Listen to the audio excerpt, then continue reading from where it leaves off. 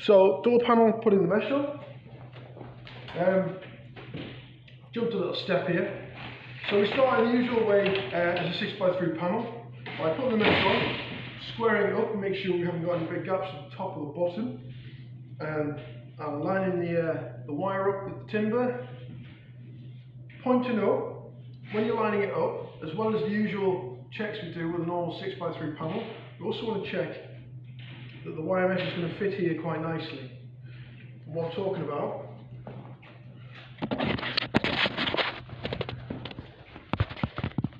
is this. So when we're placing the mesh, we want to make sure that that this lines up, because if it's too close to the edge, we're going to struggle to staple it in place, or we'll have to cut it back to a point where it doesn't look right. And if we don't get it right here, if we've got this mesh placed too high or too low, we're going to have the same problem. Either it's going to be too close to the edge, or it's going to be so far back that it doesn't look square. Okay, that is exactly what we want it to look like at the end.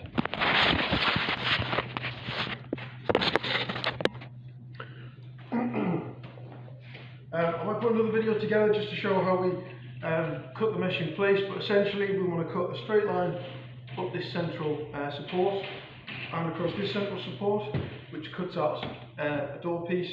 We then want to trim that door piece of mesh down at the right size for the door. Sometimes it differs, sometimes we have to take an inch off, sometimes we have to leave an inch on. It depends on the door, but generally it's about the same. Right, from here we put in the datum staple, as always, two on the left hand side here, and then stretch it out the mesh under tension, and then put two staples at the bottom. The second staple is to make sure that it doesn't flip back up on us as we're stapling down. Okay, so from there we work from the datum point outwards.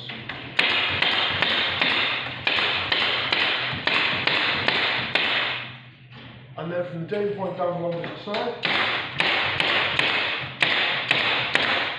A point to note at this stage, we don't want to be applying tension to the mesh because we've got nothing to pull against. Right, so all we're going to do is we're going to use our hands, our left hand, to make sure that the mesh is where we want it to be. Generally, we want to line that piece of wire up at the 1 inch point to the edge of the timber. Right?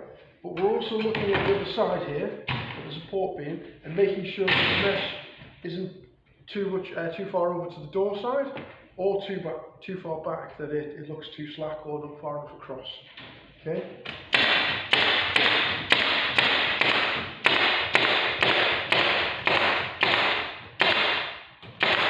Once that side's done, we come back here to this corner where the two support comes across, or two.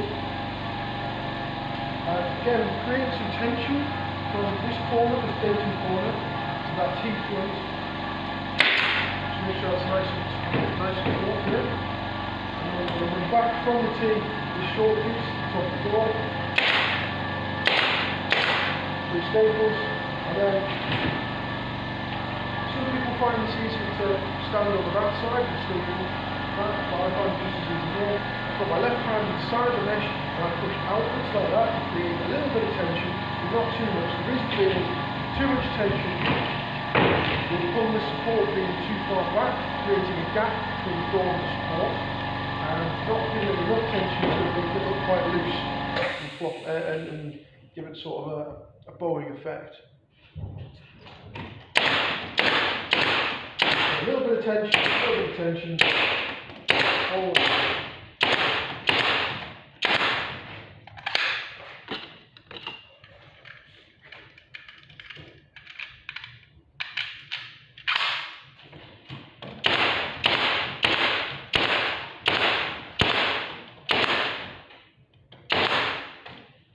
Again, leaving the corner of the last piece, and then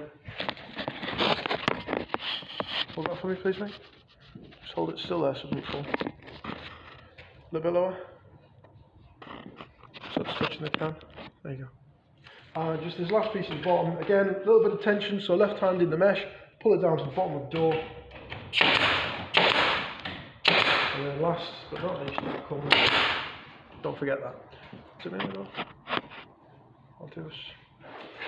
Yep, there you go. Right, Then just before we start the door, we'll clear that out of the way. We want this top area here. So again, a little bit different to usual. We're going to stretch out from the datum to this far corner, so a little bit of tension in there. And we're going to put the corner in first, right? Then we're going to take our time a little bit slower here. The reason being is this is the top of the door, right? This is about face height as the customer comes up to it. And so it's what they're going to see every day. So we'll take a little bit more time, be a little bit more careful, and make sure it's right. He says going in dead quick. So again, a little bit of tension, same as this side, but not a huge amount because we don't want to create a gap between the top of the door and the support. So take a little bit of time, line it up square. So the first time and right as opposed to fast, messing it up and then having mistakes at face level for the whole product's life. And what we're doing here, that little bit of time there goes to creating a much better impression about the product and the company. Okay, now that's the, just have a little look, make sure the whole frame is in place, which it is. We're now looking to our door, same as any other panel, we line it up in advance, we make sure that it's going to fit, and we make sure that we're adjusting so that the mesh sits central. If the mesh is a little bit wider than ideal, put it in the centre. If it's a little bit narrower, put it in the centre and make sure it's going to fit before we start putting the staples in. Okay. And again, nice and tight. So from the datum point, left hand side, same as every other panel. And down at the bottom, under tension, make sure it's nice and tight, you don't want any gaps here. And the second staple, 2 inches up, just to make sure it doesn't come in back on us. Okay, again from the datum point, again, I don't believe if you want to take, in fact I would recommend taking a little bit more time just at the top here, because these are the staples that they're going to see at eye level every day they use this product.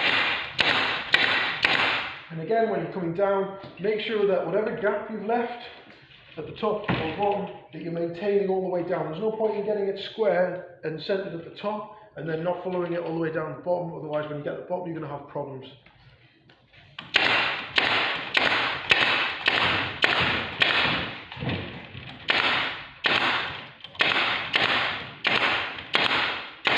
And the other side. Do the long side first. Doesn't really make a huge difference with the door. Now again, tension but not too much tension. I could really force this and pull the door inwards, and that's not really what I want. So you just want enough tension to make sure that the mesh is reasonably taut.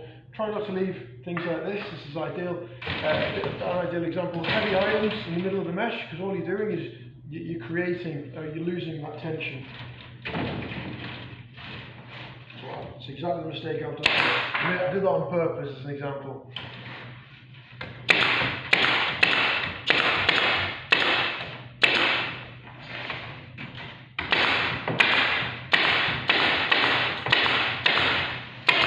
I'm going to leave these 2 strips until after we've attached the door using hinges and bolts. But we'll leave that for another video.